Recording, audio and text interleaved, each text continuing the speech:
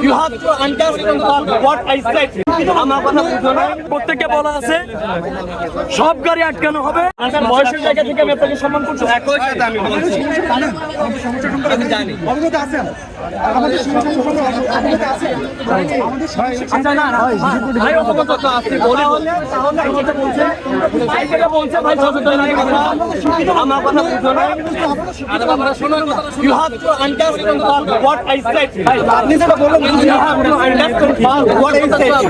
আপনি কথা শুনুন আমাদের কাতারে আমাদের ছেলেরা আছে এখানে আচ্ছা আমার সন্তান আচ্ছা উনি আমার তো রুগী এখন বাঁচা দিল শেষ করে দেই না আমার রুগী তো এখন বাঁচা দিল আমার আছে হ্যাঁ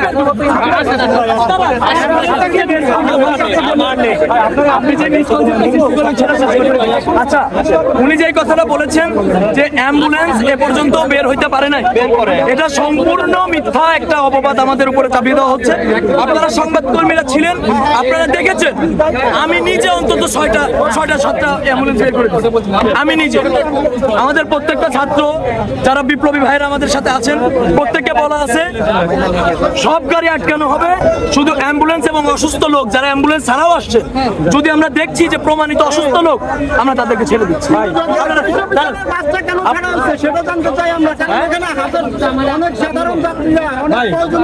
ইউনিভার্সিটি শিক্ষার্থী আমরা একটা বিশ্ববিদ্যালয় অধ্যাদেশের জন্য আন্দোলন করছি, তারা একটা একদম প্রিয় বিশ্ববিদ্যালয় শিক্ষার্থী স্বতন্ত্র বিশ্ববিদ্যালয় না, আমরা কোনো শিক্ষার্থীর দুর্ভোগ চাই না, ঠিক আছে?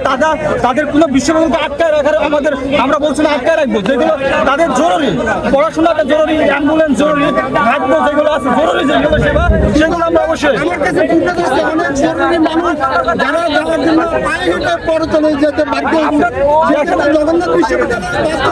ভাই আমরা ক্লিয়ার করতে চাই এক সেকেন্ডও থাকবো না, আমাদের দাবিগুলো মেনে না, আমাদের কষ্ট আছে। ভাই জগন্নাথ বিশ্ববিদ্যালয় তারা কি শিক্ষক না, আমরা তাদের কষ্ট বুঝি, আমরা যেমন আমাদের কষ্ট তারা শিক্ষার্থী তারা বুঝে। সেখানে যে বিভিন্ন ফ্ল্যাটের ভিতরে যে স্টুডেন্ট আছে ভাই তাহলে এটা যে অবরোধ, তাহলে অবরোধের কোনো মানে থাকলে আমরা সবাইকে ছেড়ে দিই, আমরা বলছি তো বিশেষ কোনো আচ্ছা জরুরি। আপনার যে কথাটা ছিল যে এখানে অনেক মুমূর্ষ রোগী আছে যাদেরকে আমরা ছাড়ছি না, আমি আপনার বক্তব্যের পুরোপুরি বিরুদ্ধে গিয়ে আপনাকে বলছি আপনি হ্যাঁ আপনি যাই বলেছেন রয়েছে এবং নিউজও হয়েছে যে পরীক্ষার্থীও আটকে গেছিল, অতিক্রম করছে যারা আমি বুঝতে পারছি যে অনেক জরুরি কাজের মানুষ যাদের জরুরি কাজটা জরুরি ছিল যার কারণে যাইতে পারে নাই, কিন্তু জগন্নাথ কেন চলে